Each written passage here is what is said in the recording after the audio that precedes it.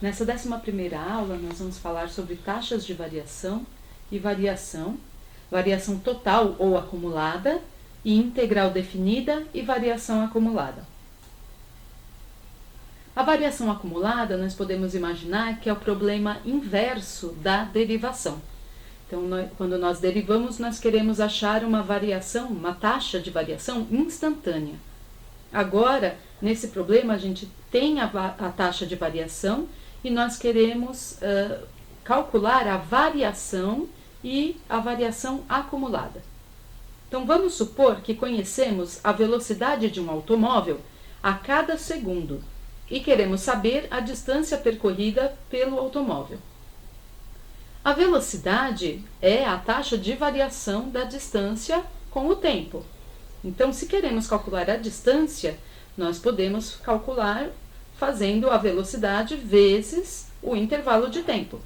Então, nessa tabela, nós temos em 6 diferentes instantes, no instante 0 segundos, 1 segundo, 2, 3, 4, 5 segundos, a velocidade do automóvel seria a taxa de variação instantânea da distância com o tempo. Então, no instante 0, a velocidade é 7 metros por segundo.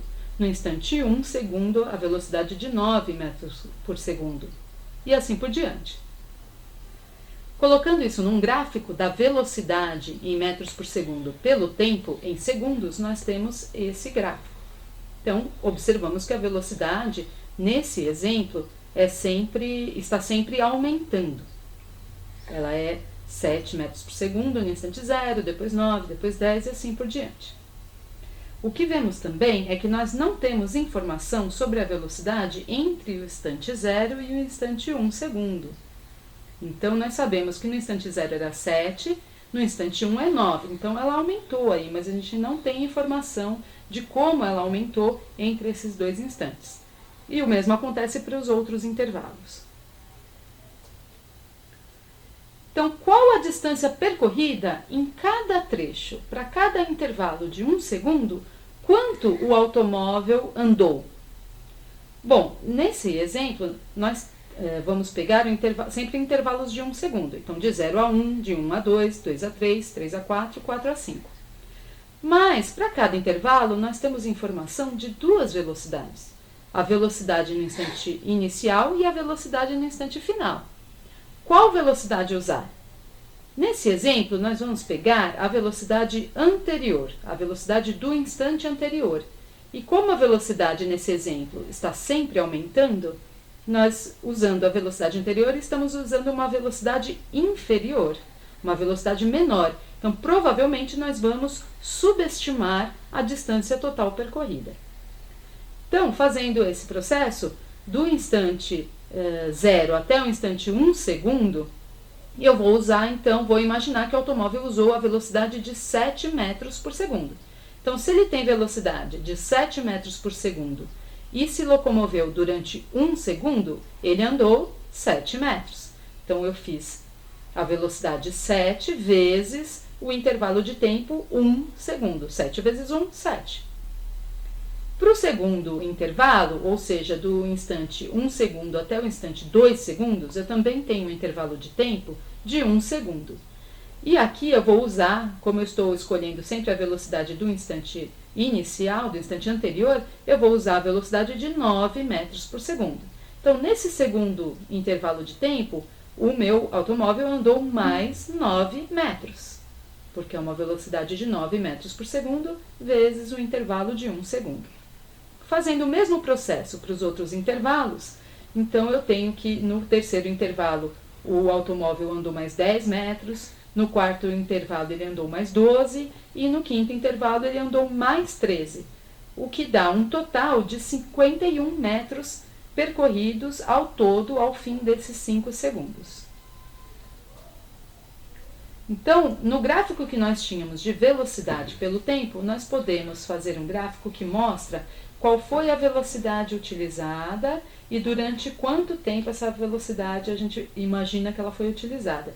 Então, vocês podem ver que nós estamos subestimando aí, a distância total. A distância total aqui, ela é o quê? ela acaba sendo a área de cada um desses retângulos, porque eu estou multiplicando a altura, que é a velocidade, pela base do retângulo, que é o intervalo de tempo. Né? E somando, então, as áreas de todos esses retângulos, eu tenho a distância total percorrida. Mas aqui eu vejo claramente que eu estou subestimando essa distância. Fazendo um gráfico da distância percorrida com o tempo, nós vemos aí, né, então, que ela vai aumentando com o tempo e tem esse formato, dando no total 51 metros percorridos. Agora, e se nós usarmos, ao invés da velocidade anterior, se nós usarmos a velocidade posterior, a velocidade no fim do intervalo? Então, como a velocidade aqui está sempre aumentando, provavelmente a gente vai superestimar a velocidade e superestimar a distância total percorrida. Fazendo o mesmo processo anterior, do instante 0 até o instante 1, eu vou usar a velocidade de 9 metros por segundo. Então, 9, que é a velocidade, vezes 1, que é o intervalo de tempo, me dá uma distância percorrida, nesse primeiro intervalo, de 9 metros. Com o mesmo raciocínio, no segundo intervalo, o automóvel percorreu mais 10 metros. No terceiro intervalo, mais 12. No quarto intervalo, mais 13. No quinto intervalo, mais 14. Somando todas as distâncias, eu vou ter uma distância total percorrida pelo automóvel de 58 metros. 7 metros a mais do que eu obtive calculando com o método anterior. Então, aqui novamente fazendo o gráfico da velocidade com o tempo e colocando os retângulos formados aí pelo valor da velocidade multiplicado pelo intervalo de tempo, eu vejo novamente claramente que eu estou superestimando a distância percorrida. Como melhorar então a precisão aí do cálculo? Então, para verificar como melhorar a precisão, nós vamos usar um outro exemplo. Então, durante um período de 20 horas, uma população de bactérias aumenta a uma taxa dada por f de t é igual a 3 mais 0,1 vezes t ao quadrado, milhões de bactérias por hora, onde t está em horas desde o início do período. Faça uma estimativa inferior para a variação total no número de bactérias usando a. um ΔT de 4 horas, b. um ΔT de 2 horas e c. um ΔT de 1 hora. Então, usando o mesmo processo anterior, vamos fazer uma tabela. Se eu tenho a função que me calcula, né, qual é a taxa do aumento de bactérias, né, em milhões de bactérias por hora, basta eu colocar um instante naquela fórmula e calcular qual que é a taxa nesse instante. Então, no instante 0, a taxa é 3. No instante 4, a taxa é 4,6. No instante 8, 9,4. No instante 12, 17,4. No instante 16, 28,6. E no instante 20, 43. Então, quando o ΔT é igual a 4, nós temos um número n de intervalos de 5, porque 5 vezes 4 dá as 20 horas, que é o período para o qual eu quero calcular a variação total do número de bactérias. Novamente usando, né, foi pedido para usarmos o valor anterior, que é o que a gente chama de soma à esquerda.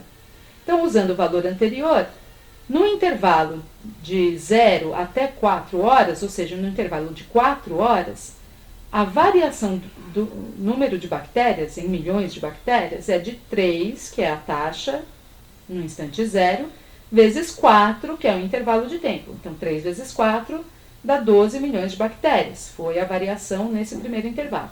No segundo intervalo, eu faço 4,6, que é a taxa nova, vezes 4. No terceiro, 9,4 vezes 4, e assim por diante. Fazendo as multiplicações e somando, nós percebemos que nessas 20 horas eu tenho um número total de 252 milhões de bactérias. Novamente, essa função é crescente, então eu devo estar subestimando o número total de bactérias, porque eu estou usando sempre a taxa anterior, que é menor. Agora, vamos tentar mexer no tamanho do intervalo de tempo para ver se conseguimos melhorar a nossa estimativa. Então, usando um ΔT de 2 horas, né, nós vemos que o número de intervalos a ser usado agora será de 10. Então, 10 intervalos de 2 horas para somar as 20 horas. E fazendo o mesmo processo, eu vou ter no primeiro intervalo de tempo, do instante 0 horas até 2 horas, vou usar a taxa de 3 milhões de bactérias por hora. Então, eu vou multiplicar 3, que é a taxa, por 2, que é o intervalo de tempo de 2 horas. E obtenho uma variação de 6 milhões de bactérias. Usando o mesmo processo aí nos 10 intervalos, que não estão todos representados aí na tabela, e somando todas as variações, nós temos um valor total de bactérias de 288 milhões. Bem maior do que a estimativa que fizemos com o intervalo de 4 horas.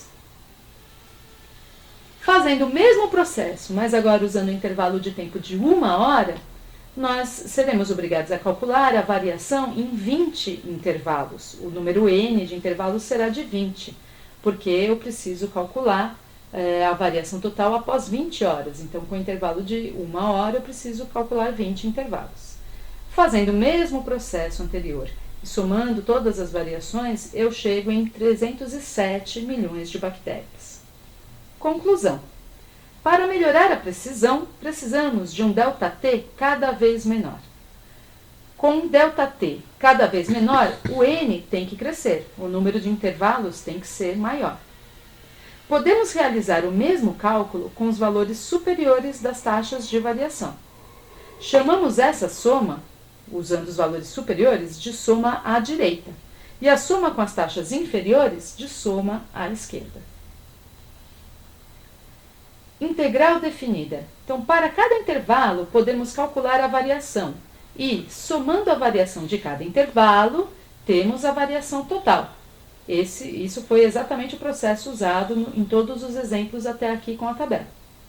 Na notação somatória, o que nós fizemos foi uma somatória para o i indo de 1 até n, de f de ti vezes ΔT, ou seja, o valor da função, o valor da taxa, né, de bactérias, de aumento de bactérias no tempo. Então, o valor da função vezes o intervalo de tempo, que é f de t1, ou seja, o valor da função no instante 1 vezes o intervalo de tempo, mais o valor da função no instante 2 vezes o intervalo de tempo, e assim por diante, até somar todos os intervalos. Isso se for uma soma à direita, ou seja, usando o valor posterior. Para a soma à esquerda, eu vou do índice i valendo de 0 até n menos 1. E uso o valor da função calculado em ti vezes o intervalo de tempo. Então, o valor da função no instante inicial vezes o intervalo de tempo, mais o valor da função no instante seguinte, no instante 1, vezes o intervalo de tempo, e assim por diante, até somar todos os intervalos. Se usarmos um intervalo ΔT cada vez menor, tendendo a 0, temos um número de intervalos para serem somados cada vez maior, ou seja, tendendo ao infinito. Então, a definição da integral definida é: suponha que f, que a função f, é contínua para um instante de tempo no intervalo entre a e b. A integral definida de f entre a e b é, vocês veem aí o símbolo de integral, que parece um S esticado. É justamente um S porque ele vem de soma, vem de sum. Né? Então, temos aí a integral definida entre a e b da função f de t vezes o intervalo dt. E a integral definida é o limite da soma à esquerda ou à direita, porque como é o limite, tanto faz se é a soma à esquerda ou à direita, com n subdivisões de a a b, quando o n se torna arbitrariamente grande, ou seja, tendendo ao infinito. Então, a integral definida entre a e b de f de t dt é o limite para o n tendendo ao infinito da somatória com o índice i variando de 0 até infinito menos 1, que é infinito também, de f de t vezes dt. Ou ainda, né, a mesma expressão para a soma à direita. O cálculo acima é chamado de integral definida, porque definimos o intervalo em que ela está aplicada, de A até B. Bom, então vamos fazer alguns exercícios para verificar se houve o entendimento das questões. Eu faço aqui nesse slide algumas perguntas, mas vocês vão responder as perguntas que estão feitas na aba de exercícios do TDIA, certo? Então lá tem uma atividade de reposição número 1, que é referente a essa aula 11, e que vão haver algumas questões que estão feitas para essa tabela que vocês veem nessa apresentação aqui, né? Então, o exercício é: um carro para 6 segundos após o motorista aplicar os pés nos freios. Enquanto os freios estão engajados, são registradas as seguintes velocidades. Então, no tempo zero, né, no instante inicial, a velocidade era de 29 metros por segundo. 2 segundos depois dele pisar no freio era de 15, 4 segundos depois de 5 e 6 segundos depois de 0.